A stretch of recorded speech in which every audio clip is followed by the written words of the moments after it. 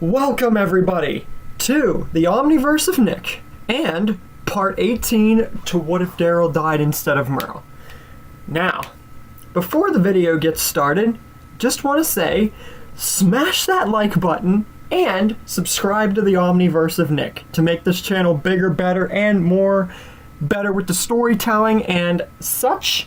And once you guys do all that, we can get into today's episode, which is the search for Beta and what happens to him, leading to something that I've teased and I'm gonna get into in today's episode. So brace yourselves. Now, the search for Beta is on. Everyone is searching. No one's letting up. They gotta stop him from getting to Woodbury because Beta, hearing about Rick having conversation with the lower whisperers before they all died, he now is going there to get vengeance after the Horde and Whisperers are all killed. And he's the only one. On one hand, it would be more than easy for him to go to this town, Woodbury, wherever it is, kill everyone there, make them part of a new Horde, find extra walkers or communities or people, scrounge them together, make a bigger Horde, and then go to Hilltop and kill everybody there along with the communities.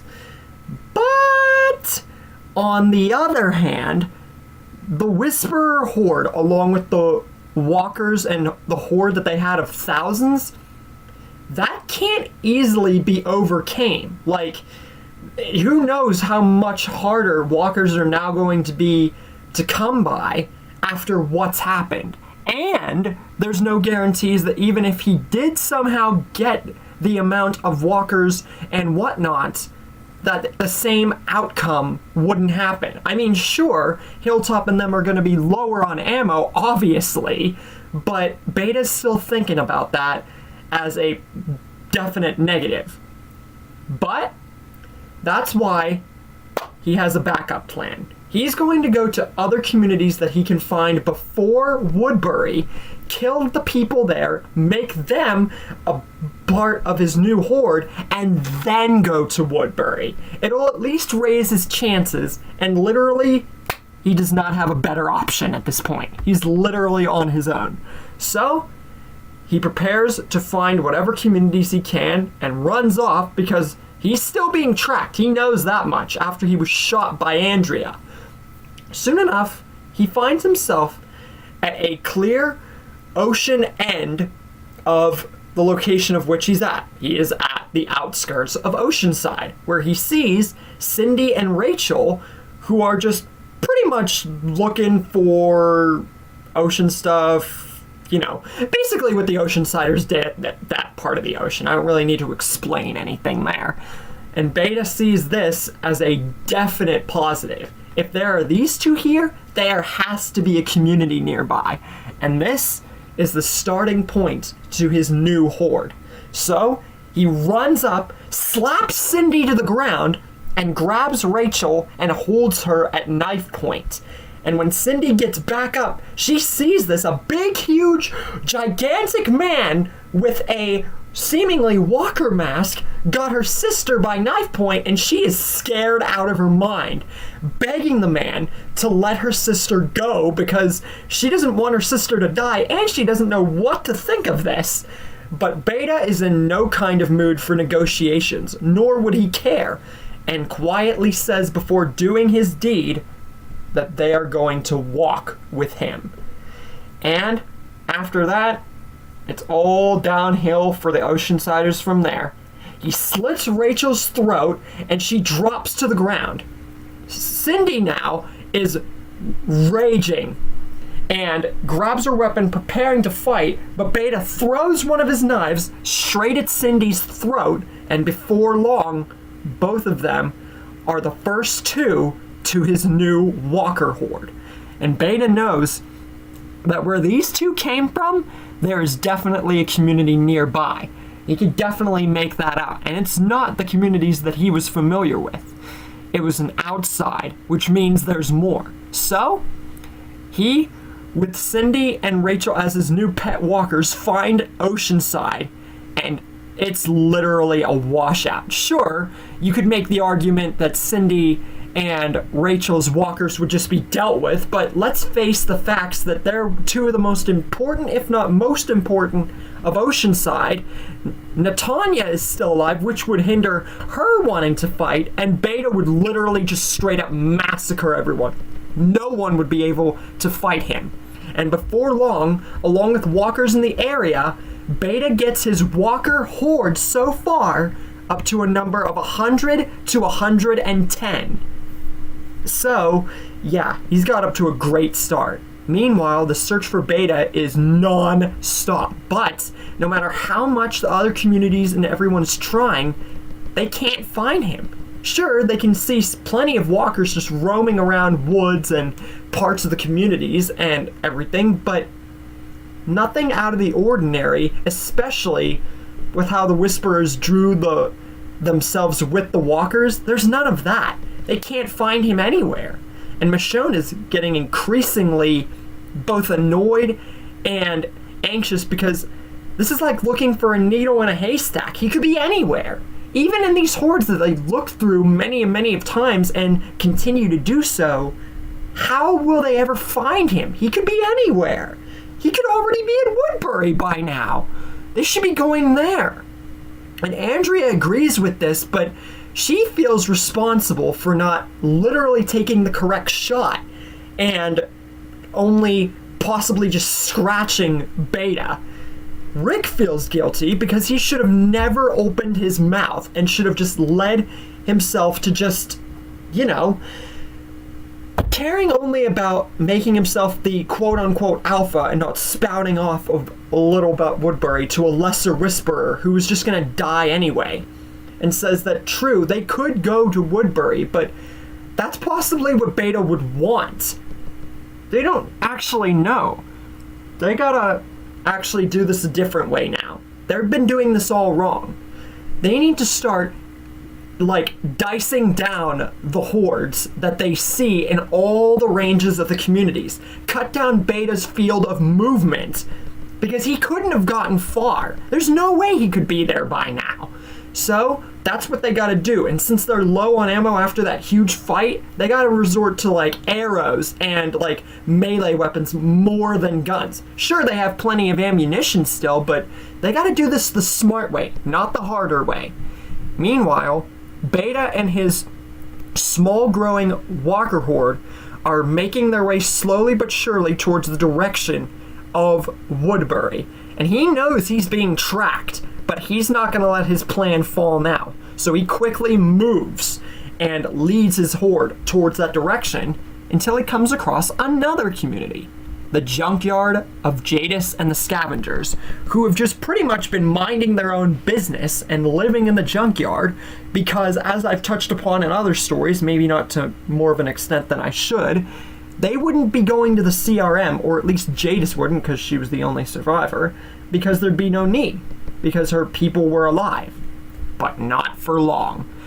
Beta leads his horde straight into the junkyard with literally a surprise on top of a surprise, and none of Jadis's people, including herself, expect this, and literally all of her people are devoured by Beta's new horde, leaving Jadis as the sole survivor, literally scampering to keep from being eaten because this was very much a surprise. And then she uses her shredder like she did with her people, which are now turning into walkers themselves, and literally shreds every walker there, which takes time for Beta to notice.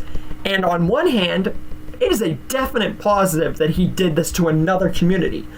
But on the negative side, now his plan's literally crumbling into blood-stained dust because of one person.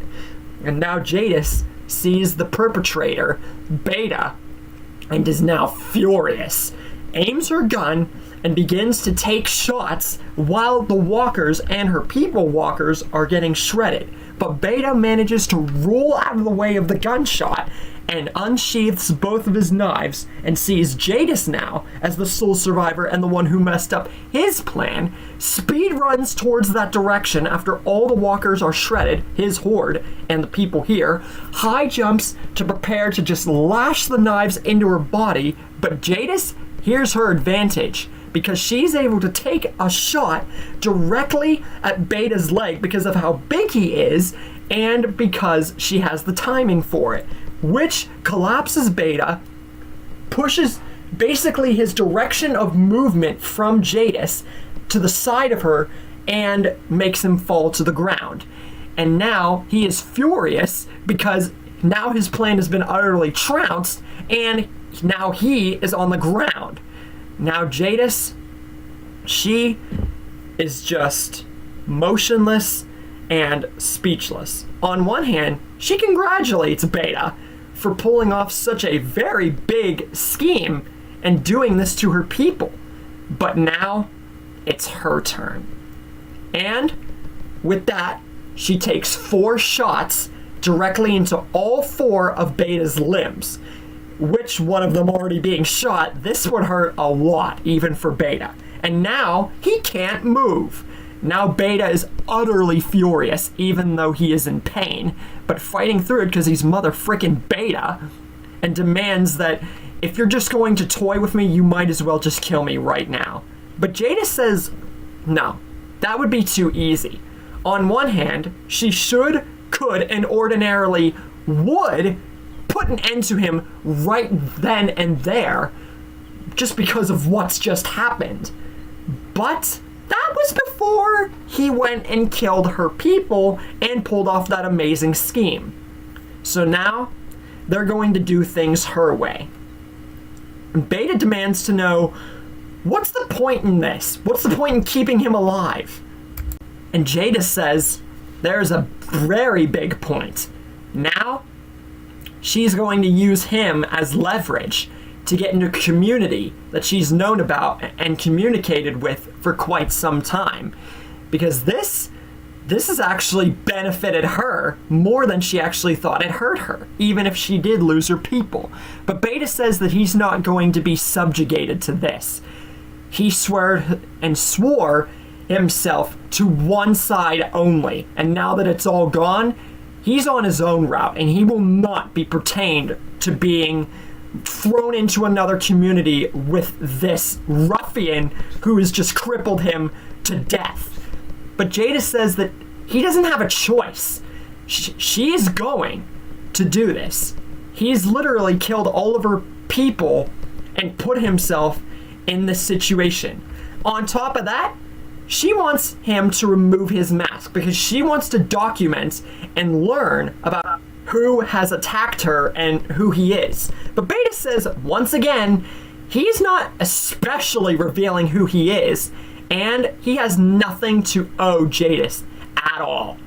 But Jadis now is losing patience and says that Beta, while he doesn't have a true definitive choice, he can make 2 collective choices. He can either take off his mask, and then she and him can go to this new community, with Beta possibly benefiting from that far more than he deserves at this point, or she can shoot him dead right here, right now, and Beta will have nothing, just like he has right now. They're literally in the same boat here. Both of them have nothing, and this could be both of their chances, ironically, even for Beta, to have something. But Beta, once again, he only ever swore himself before Alpha came along to himself. And when Alpha came along, he swore himself to the Whispers, which we know because they were really close. And now that everything has been taken and he's the only one left, he just wants to be getting hordes and doing what he did whenever Alpha was around. But this could benefit him too. He could either use the CRM or whatever this community is to his advantage by making them his horde, depending on how big they are, or he could escape and go back to what he was doing when they're not paying attention. So Beta reluctantly agrees, very much against his will, throws off his mask to the side, and reveals his face. Now, we were never given Beta's name in the show, nor the comics. In the comics, I saw that he was a famous basketball player, and in the show, we know that he was a famous country singer with the band name Half Moon. So his name is really up in the air. I'm literally just going to keep calling him Beta, but hey, if you guys have a collective name for Beta, his real self, please let me know and we can actually vote upon it. Other than that, we're literally just going to stick to calling him Beta because that's his name. And I'm sure that Jadis would maybe know about Beta. I honestly don't know. She might. But either way, this would be very interesting. She would have at least probably heard something. Because even Negan knew. And she, of course, takes pictures and everything because it's Jadis. And she said she'd document and learn about it. And says that Beta made the right choice. And even reveals that her name is Anne. And her original name was Jadis. And she kept something too. Everyone keeps something in this world, and Beta honestly doesn't care and wishes to know what's going to happen now. Jadis says, or Anne, that she's now going to contact the community that she was referring to. It's called the Civic Republic Military, the CRM, and that they have a lot of people, security, and a lot of materials and high finance stuff. Probably the best thing on the planet at this point in time, if probably ever. And this is a great opportunity for both of them, because once again, they both have nothing. And Beta can, even though he's planning to backstab Anne and do his thing because it's Beta, he honestly is surprised by this, and this actually piques his interest. And he asks Anne, how does she know about this? And Anne, even though she says that it's none of Beta's business, she decides that since he's supposedly cooperating, she'll let him in on it. And says that even though her and her people lived here in the junkyard for a long time, and I'm talking over 7 years because, remember, they were never met by any of the other communities, they still traded with the CRM for supplies so she could keep her people alive. But now that they're dead, she needs leverage so that way she can actually get into that community and have something. Because even here by herself, she won't last. And that's why Beta is the perfect leverage. And he could gain something from this too. Heck, he could become a higher up soldier or a high player at the community for all they know. And Beta, once again, not really caring about this, but still kind of piquing his interest, decides he really doesn't have a choice because literally Anne threatened him with death and he has something to gain from this by backstabbing her. So it just goes to Anne calling up the copter, and soon enough, the copter makes its way to the junkyard. And Anne says that she has a beat. And since there's no tricks, there was no trades, no Heath, no Negan, no Rick, no Gabriel, the copter guy wouldn't think that this is a trick from Anne, and this would actually lead into Anne getting into the CRM sooner and yet later in the story because it's past season 9 territory. And so this leads with Anne and the newly unmasked Beta going to the CRM, leading in to the first half with Beta's side of the eventual Beta and Merle spinoff. And that's perfect to end this episode because now you guys know how at least this part of the story with Beta's spinoff happens. But how will Merle's side get into it? How will Merle end up in the playing field? And how will the rest of the threats like the Reapers and the Commonwealth play into the actual rest of that story? And how will the spinoff and Beta and Jadis' side end up in the future? Find out in the next episode. You guys didn't think this was the end of the video, did you? Well, the Omniverse of Nick has a new feature. A sneak peek at what's next to arrive.